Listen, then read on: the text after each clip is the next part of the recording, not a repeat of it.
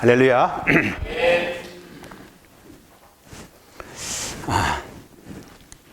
오늘 이 말씀을 여러분과 함께 나누게 돼서 너무나 참 기쁘고 마음의 기대가 막 소망으로 차오르는 것을 느낍니다.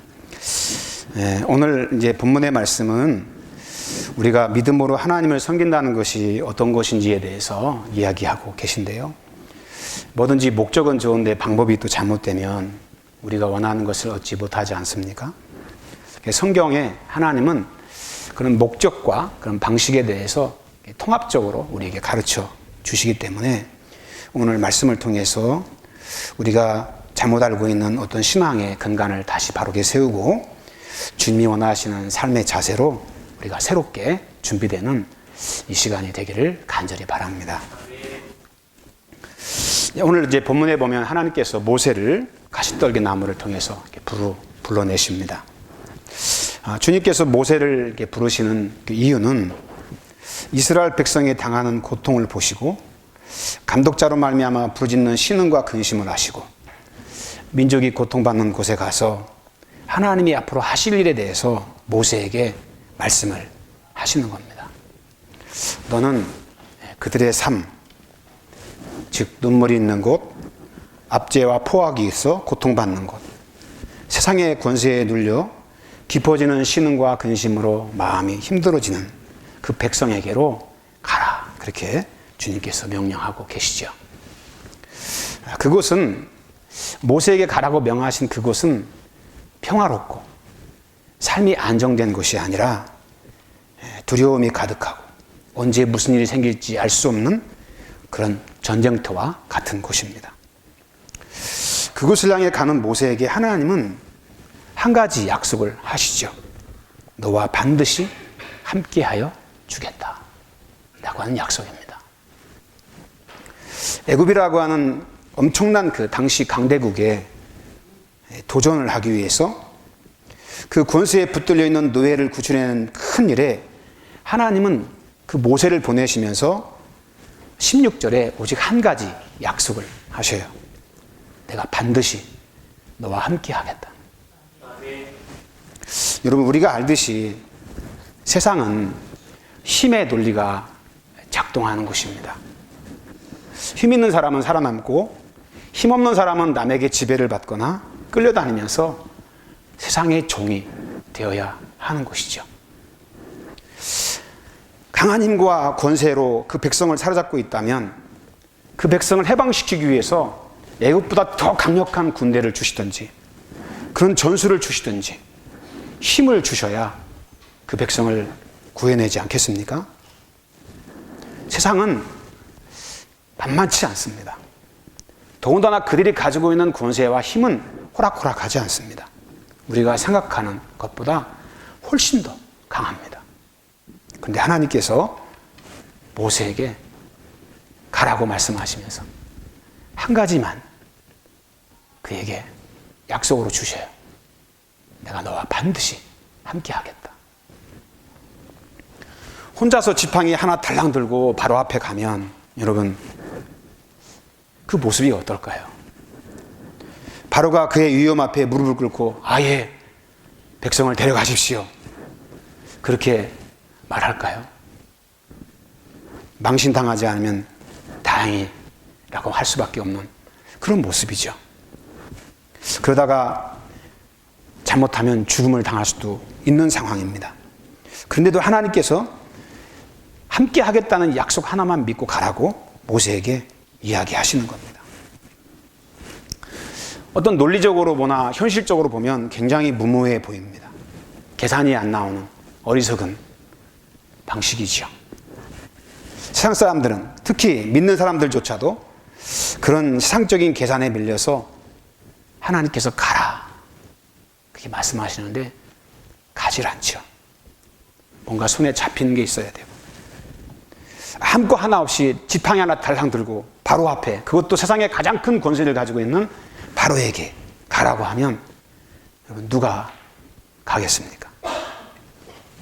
불확실한 거에 대한 두려움은 더 커지고 미래가 확실치 않기 때문에 하나님을 신뢰해서 가는 것보다 내가 알고 믿고 있는 그런 지식을 따라 살아가기가 훨씬 낫죠. 그런데도 하나님께서 모세에게 내가 너와 함께 하겠다는 약속만을 주시면서 가라고 말씀을 하십니다. 왜 하나님은 그렇게 말씀하실까? 그 해답은 출애굽기를 읽어보면 반복적으로 나오는 단어가 있는데, 말씀이 있는데, 그게 뭐냐면 여호와가 하나님이신 것을 알게 하려 하시니라 라고 하는 말씀입니다. 하나님 스스로 애굽의 그 어떤 신보다 더 강하시고 이 세상의 그 어떤 것보다 더 강력하시고 가장 뛰어난 이름을 가진 만물의 참 주인 되심을 보여주시고 알려주시기 위해, 드러내시기 위해서 주님께서 하나님 한 분만 의지하고 가라고 말씀을 하시는 겁니다. 그 하나님이 함께 해주시면 충분하다는 것입니다. 하나님 한 분이면 충분한 정도를 넘어서 넘친다는 것이에요. 이 세상의 그 어떤 군대의 힘보다, 어떤 전략보다 더 완전하다는 거죠. 세상은 더 많은 것들이 필요합니다. 세상의 것들은 불완전하기 때문에 이것도 있어야 되고 저것도 준비해야 되고, 그래서 그런 것이 준비가 되면 사람들은 안심을 합니다. 그렇지 않으면 세상을 의지하면서 세상의 비유를 마치고 살아갑니다. 그런데 하나님은 완전하신 분이에요. 그래서 그 하나님이 우리와 함께 하시면 모든 것에 충분한 그런 모습을 우리의 삶 가운데 살아갈 수 있다는 것입니다. 근데 11절에 보면 모세가 반응합니다. 내가 누구이기에 바로에게 가며 이스라엘 자손을 애굽에서 인도하여 내릴까? 그렇게 말합니다. 모세의 첫 반응이 그거예요. 내가 누군데 하나님? 애굽에 포로되어 있는 이스라엘 백성들을 구출해낼 수 있단 말입니까? 그 말이 그거죠. 난 못해요. 난 할 수 없어요. 그런 부정적인 반응입니다. 왜 모세가 그렇게 반응할까? 10절에 하나님의 말씀 속에서 모세의 마음에 크게 들렸던 것은 뭐냐면, 내가 너를 바로에게 보내서 너에게 내 백성 이스라엘 자손을 애굽에서 인도하여 내리라. 이 말 속에서 모세가 느끼는 건 뭐냐면, 너에게서 너를, 그 말이 뭐냐면 네가 그걸 할 수 있다라고 하는 뉘앙스죠. 그래서 네가 인도해낼 수 있고 너를 통해서 인도해낸다, 이런 말 통해서 모세가 느끼는 현실적인 어떤 그런 느낌은 엄청난 부담감이 그의 마음속에 찾아오는 거죠. 그래서 하는 반응이 그거예요. 내가 누구이기에? 하나님 아시지 않습니까? 내가 누군지. 내가 누군데요 하나님? 그 백성을 인도합니까? 저는 못합니다. 그런 반응을 하나님 앞에 보이는 거예요. 당연히 못하죠. 그래서 하나님께서 모세와 함께 하시겠다는 것입니다. 이스라엘 백성들을 구출해내는데 실질적인 메인으로서 역할을 하시는 분은 모세가 아니고 하나님이십니다. 다만 모세는 그 하나님의 말씀과 명령에 순종하는 하나의 통로에 불과한 것이죠. 그 하나님께서 너와 함께 하시겠다는 거예요. 너를 통해서 이스라엘의 백성들을 애굽에서 구출해 내시겠다는 것입니다. 하나님께서 함께 하신다는 그 약속, 여러분, 함께 하신다는 약속으로 하나님이 동행하시는 것은 엄청난 의미를 사실은 갖고 있습니다. 내가 힘이 없고 나는 애굽의 이스라엘 백성들을 구출해낼 만한 능력이 없습니다. 그런데 하나님 함께 하실 때 그 하나님이 나의 힘이 되어주시고, 내가 부족하고 실수하고 연약해도 하나님은 떠나지 않고 그런 양점을 가진 나와 함께 하시면서 그런 나의 약함을 강함으로 하나님이 채워주시고, 내가 가는 인생의 삶의 목적을 하나님이 책임지시고 우리와 동행해 주신다는 것입니다. 여러분, 저도 여행은 많이 가보지는 않았지만 여행 갈 때 가장 중요한 게 그거 같아요. 맘 맞는 사람끼리 가야 된다. 왜? 맘 안 맞는 사람끼리 가면 여행 가서 싸우고 관계가 틀어지고 많은 문제가 갈등으로 생겨납니다. 부부가 같이 살아도 맘에 맞지 않아서 갈라지는 것이 세상입니다. 일시적으로 함께 할 수는 있지만 평생 함께 한다는 것이 사실 쉬운 일이 아닙니다. 그런데 여러분, 전능하신 하나님이 정말 턱없이 부족한 인간과 동행하신다는 것은, 하나님은 완전하신 분이기 때문에 우리의 부족함 때문에 하나님이 스스로 무너지거나 도중에 포기하거나 간 길을 주님이 중간에 떠나가지 않으시는 그런 분입니다. 오히려 우리의 연약함 때문에 주님은 더 강한 손으로 우리와 함께 하시고, 우리를 더 사랑의 뜨거운 애정으로 우리의 삶을 돌봐주시는 그런 하나님이십니다. 인간은 그 하나님의 동행하심에 대해서 때론 불성실하고 지지없이 행동하고 끝없이 의심하면서 불신하면서 주님의 전능하신 능력에 자꾸 이의를 제기하고 브레이크를 걸고 딴 생각을 가지면서 내 뜻대로 하겠다라고 번번이 도발을 하지 않습니까? 그런데 하나님은 그럼에도 하나님께서 우리와 함께 하시는 것만으로 행복해 하시고 우리와 동행해 주셔요. 왜냐하면 우리를 사랑하시기 때문에 그렇습니다. 우리 하나님은 한 가지 약속을 모세에게 주셨어요. 내가 너와 함께, 반드시 함께 하겠다. 그것은 그냥 얼핏 보면 그냥 함께 하겠네 이런 정도 차원이 아니라 위대한 약속이죠. 그래서 우리 하나님은 그 약속을 반드시 뭐 하시는 분이에요? 지키시는 분입니다. 힘들 때 발 빼고 배신해 도망가는 사람들 많잖아요. 혼자 살겠다고 도망치잖아요. 그런데 우리 하나님은 중간에 발 빼고 중간에 도망치시는 분이 아닙니다. 힘들고 어려워도 부족하지만 연약하지만 끝까지 함께 하십니다. 두렵고 고통스러워도 함께 하십니다. 좋은 길에서만 함께 하시는 것이 아니라 힘들고 어려운 길 속에서도 우리 하나님은 우리와 함께 하여 주십니다. 무엇보다 우리 하나님은 그 말씀을 반드시 그 약속을 지키시는 분입니다. 도중에 포기하거나 뜻을 바꾸시는 분이 아닙니다. 혼자 잘하겠다고 등지고 떠나가는 그런 하나님이 아닙니다. 오히려 우리를 살리기 위해서 십자가에 자신의 목숨을 내어놓으시는 그런 능력의 사랑의 하나님이 되십니다. 그래서 우리 하나님은 내가 너와 함께 하겠다 그러면 절대로 떠나지 않으셔요. 약속을 한 번도 어기지 않으셔요. 우리의 부족함 때문에 하나님이 실족하지 않으셔요. 왜? 그분은 완전하신 능력의 하나님이시기 때문에 그렇습니다. 그리고 주님께서 또 하나 함께 하신다는 의미는 뭐냐면 강한 손으로 함께 하신다는 거예요. 모든 만물이 다 그분이 지으셨죠. 그분이 주인이십니다. 말씀 한마디로 세상을 창조하신 분입니다. 그 이 세상의 어떤 권세나 어떤 이름보다 우리 하나님은 뛰어나신 분이죠. 애굽에는 애굽을 다스리시는 15개의 대표적인 신이 있었습니다.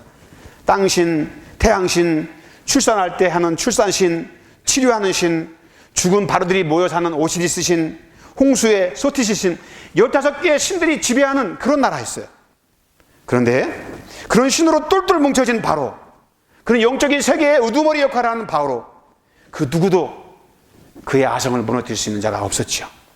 그런데 하나님은 강한 손으로 10가지 재앙을 통해서 완강한 바로와 그렇게 섬기고 붙들고 있는 거짓된 신이 무너지는 것을 하나님은 보게 하십니다. 강한 권세로 바로의 그 모든 신을 하나님은 박살을 내셨어요. 그래서 하나님의 거룩한 이름 앞에 무릎을 꿇게 만드는 능력의 하나님이 되십니다.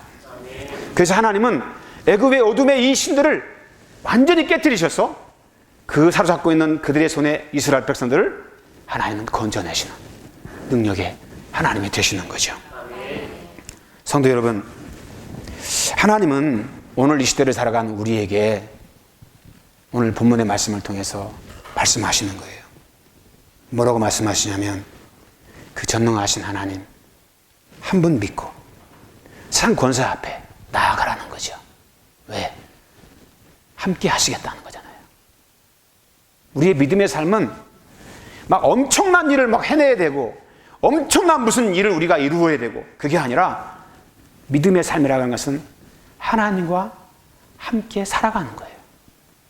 함께 하시는 하나님과 동행해 가는 것이 믿음의 삶입니다. 불확실성이 두드러진 특징이 지금이 이 세상이지 않습니까? 너무나 모든 것이 예측 가능하지 않고 우리의 상식이 번번이 무너지는 그런 세상에 우리가 살아가고 있습니다. 불확실하다 보니까 사람들의 마음속에 미래에 대한 두려움은 더 증폭되고 더 커집니다. 그래서 사람들은 두려움이 커지면 자꾸 세상의 어떤 것을 의지하려고 그래요. 세상의 어떤 것들을 확보하려고 그래요. 그것이 있어야만 마음의 안정감을 갖고 정상적인 삶을 살아갈 수 있다고 생각을 합니다.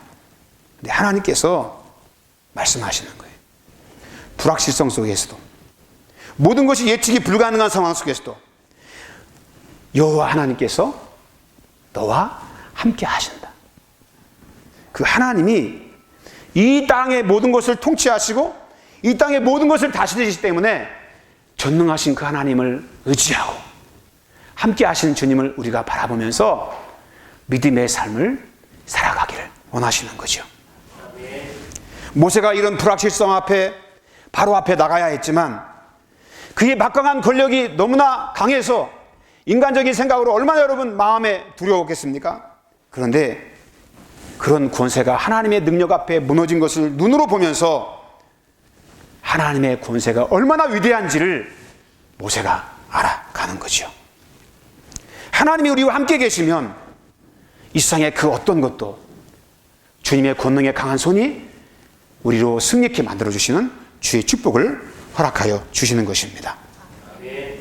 우리가 믿는 신앙의 가장 기본은 전능하신 그 하나님이 우리와 함께 하시겠다라고 하는 말씀을 붙드는 거죠. 그래서 여러분 성경을 한마디로 말하면 임마누엘이잖아요. 하나님이 너와 함께 계신다는 거잖아요. 하나님이 함께 계신다. 이 세상을 살아갈 때 우리 인생의 가장 중요한 것은 하나님 한 분만을 우리가 의지하고 함께 계신 그분을 우리가 신뢰하면서 그 약속을 붙들고 살아가는 삶입니다. 주님의 제자들은 두렵고 떨림 가운데 있을 때 주님께서 그들에게 말씀하셨잖아요. 세상 끝날까지 항상 너희와 함께 있으리라. 그렇게 말씀하셨습니다. 함께 하시면 지금 내 인생의 삶에 뭐가 필요한지, 어떤 것이 부족한지, 내가 어느 길로 가야 될지 우리 하나님은 가장 잘 아시죠. 그래서 그 미스라엘 백성들을 구름과 불기 등으로 인도해냈던 것처럼 때를 따라 메추라기를 통해서 그들의 굶주린 배를 채워주시고 물이 없어 갈증을 느낄 때 반석을 쳐 물을 내셔서 그들로 마시게 했던 것처럼 상이 알아주지 않지만 하나님은 그때그때마다 나의 필요를 채워주시고 가장 적절한 때 하나님께서 그 능력을 우리 가운데 보여주십니다. 다윗은 칼과 단창으로 나아오는 그의 위용 앞에 오히려 만군의 여호와 하나님의 이름으로 나아갔을 때 그는 주님의 이름으로 승리한 것을 우리가 보게 됩니다. 여러분, 믿음의 삶이라고 하는 것은 하나님과 함께하는 삶을 살아가는 거예요. 그 하나님이 우리와 함께 계신다는 것을 우리가 우리 마음으로 신뢰하면서 우리가 굳게 마음으로 의지하면서 그 하나님과 함께 믿음의 여정을 살아가는 것입니다. 지금 내가 뭐가 부족하고 어떤 것이 필요하고 어떤 것이 정말 부족한지 하나님께서 다 아시기 때문에 그때그때마다 나의 연약함을 통해서 그분의 강함을 드러내시고 그의 놀라운 능력을 우리의 삶 가운데 알게 해주셔서 하나님께서 우리의 여호와이신 것을 하나님 스스로 증명하시고 드러내 보여주시는 거죠. 그 하나님이 바로 우리의 하나님이십니다. 그 하나님이 바로 우리의 능력이 되어주시는 것입니다. 그 하나님께서 우리에게 말씀하시는 거예요. 내가 너희와 함께 있겠다. 함께 하시겠다고 말씀하시는 거예요. 지금 여러분 삶의 상황이 어렵고 힘든 그런 상황에 놓였을지라도 그 주님을 바라볼 수 있게 되기를 바랍니다. 그 주님을 의지할 수 있게 되기를 바랍니다. 그럼 때를 따라서 하나님께서 여러분에게 반석을 쳐서 물을 내시고 바로의 강한 그런 군대 앞에서도 하나님은 그들을 깨뜨리셔서 건져내주시는 놀라운 능력을 우리의 삶 가운데 보게 될 줄로 믿습니다. 하나님이 함께 하시면 이길 수 있습니다. 견뎌낼 수 있고 승리할 수 있습니다. 그 하나님께서 우리의 삶의 주인이시기 때문에 그래요. 그래서 모세에게 말씀하셨던 것처럼 하나님께서 우리 인생의 모든 것을 다 아시고 적절한 때를 따라서 우리의 삶을 이끌어 주시는 줄로 믿습니다. 신앙생활을 잘하는 사람은 누굽니까? 그 하나님과 멋지게 동행해 가는 거죠. 그 하나님과 함께해 가는 것입니다. 함께 믿음 안에서 주님과 믿음의 삶을 살아가는 거예요. 그럴 때마다 주님께서 우리에게 은혜로운 길로, 축복의 길로 역사하여 주실 줄 믿습니다.